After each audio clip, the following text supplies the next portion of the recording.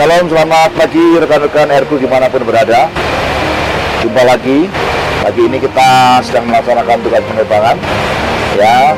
Tapi dalam tugas ini tadi kita ngobrol-ngobrol mengenai tentang perceraian. Nggak tahu kenapa sahabat saya ini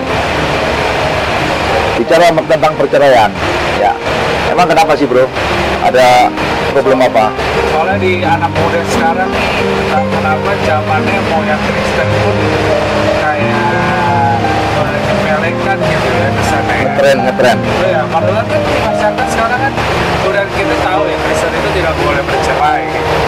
Kok kayak mereka menyepelekan gitu. Hukumnya di mana sih? Oh iya, ya mungkin di zaman modern seperti sekarang ini mereka sudah tidak begitu mereka menuruti kesenangannya sendiri, ya, kesukaannya sendiri. Jadi apalagi kalau kita, ya, di dalam kehidupan kita tidak bergaul intim dengan Tuhan. Maksudnya begini, maksudnya kita tidak pernah baca firman Tuhan, terus kemudian kita tidak bergaul dengan rekan-rekan yang seiman, ya, tidak rajin beribadah. Itu pengajaran-pengajaran dunia itu masuk di kepala kita. Kita bergaul dengan teman-teman, ya kan, ada yang mereka melakukan ini itu, akhirnya itu masuk di dalam pikiran kita. Jadi itu menjadi suatu pengajaran. Nah, pengajaran-pengajaran dunia itu terus-menerus seberapa besar kita ini bergaul intim dengan Tuhan. Nah, kalau kita nggak rajin baca firman Tuhan, tidak mengikuti ibadah-ibadah, ya, persekutuan-persekutuan, otomatis apa yang ada di benak kita yaitu yang keluar, ya. Nah, kita jangan bicara tentang selera kita, ya, jangan bicara selera. Tetapi apa kata Tuhan? Nah, kita baca firman Tuhan tentang perceraian, ya. Coba ini kita lihat di Markus 10. Coba kita lihat Markus 10 tentang perceraian, ya. Nah, Markus 10 ayat 2 sampai dengan oke, kita baca dulu ayat 2. Maka datanglah orang-orang Farisi dan untuk mencobai Yesus, mereka bertanya kepadanya, apakah seorang suami diperbolehkan menceraikan istrinya? Pertama dari ayat ini adalah kedatangan orang-orang Farisi yang ingin mencobai Yesus. Artinya dia ingin mencobai, ya. Kalau Yesus ngomong nggak boleh, kenapa Musa kasih surat cerai? Musa mengizinkan. Nah, itu ya, mau dijebak, ya. Tetapi jawabnya kepada mereka, Yesus yang jawab, ya, apa perintah Musa kepada kamu? Jawab mereka, Musa memberikan izin untuk menceraikan dengan membuat surat cerai. Bukan Yesus ini, Musa yang mengizinkan, tetapi dengan surat cerai. Nah, apa jawab Yesus? Lalu kata Yesus kepada mereka, justru karena ketegaran hatimu, maka Musa menuliskan perintah ini untuk kamu. Ya, sebab pada awal dunia Allah menjadikan mereka laki-laki dan perempuan. Sebab itu laki-laki meninggalkan ayahnya dan ibunya dan bersatu dengan istrinya. Nah, ini artinya apa? Artinya bahwa Yesus tidak pernah mengizinkan perceraian. Dari sejak semula dunia dijadikan tidak ada. Jadi laki-laki dan perempuan diciptakan Tuhan itu sepadan. Ya, tidak ada manusia yang sempurna, bro. Tidak ada. Saya dengan pasangan saya, kamu dengan istri kamu, apakah satu selera atau satu keinginan atau satu pandangan? Tidak, tentu. Karena kita berasal dari latar belakang yang berbeda, ya. Nah, seringkali teman-teman kita kalau ditanya, kenapa bro, lu kok cerai?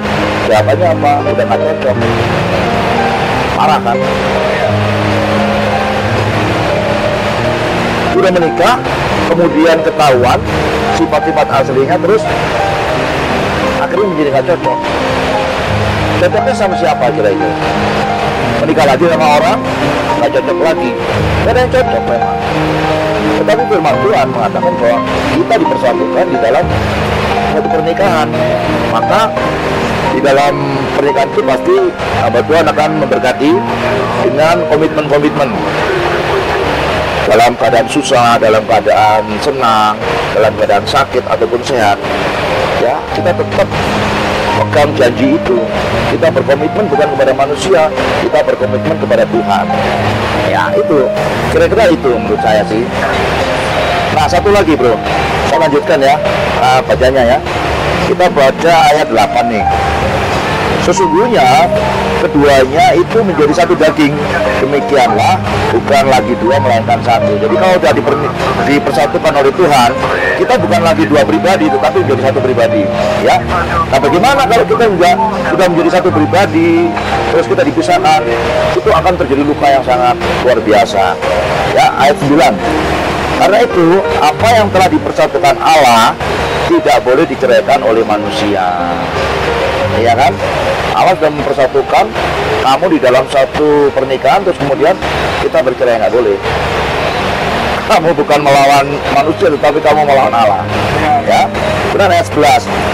Lalu katanya, ini kata Yesus ya kepada mereka, barang siapa menceraikan istrinya lalu kawin dengan perempuan lain, ia hidup dalam perzinahan terhadap istrinya itu. Jadi kalau lu menikah lagi nih, kamu cerai sama istrimu, kamu nikah lagi, kamu sama si perempuan yang baru itu kamu berzina bro, karena tidak dalam berkat Tuhan, ya, tidak dalam komitmen yang diberkati Tuhan. Ini ayat 12 juga sebaliknya. Dan jika seorang istri menceraikan suaminya dan kawin dengan laki-laki lain, ia berbuat zina. Kamu juga berbuat zina, istrimu juga berbuat zina, ya. Nah itu, nah ini teman-teman, jadi ingat, kita harus hidup dalam kumpulan anak-anak Tuhan. Kita harus hidup di dalam kebenaran firman Tuhan. Bagaimana caranya ya? Baca firman Tuhan. Itulah pesan-pesan Tuhan itu ada dalam Alkitab. Kalau kamu hidupmu ya pergaulan kamu nggak baik, otomatis pengajaran-pengajaran dunia itu masuk di dalam benak kita, dan akhirnya perbuatan kita pun nggak ada beda dengan orang-orang dunia, ya kan? Kira-kira gitu nggak? Ya. Nah oke lah, itu teman-teman sekalian ya, ingat, apa yang sudah dipersatukan oleh Allah tidak boleh diperceraikan oleh manusia, ya. Hidup dalam kebenaran firman Tuhan, ya, maka hidupmu akan mengalami terobosan, hidupmu akan mengalami kemenangan demi kemenangan. Terima kasih, Tuhan Yesus memberkati teman-teman semua. Shalom.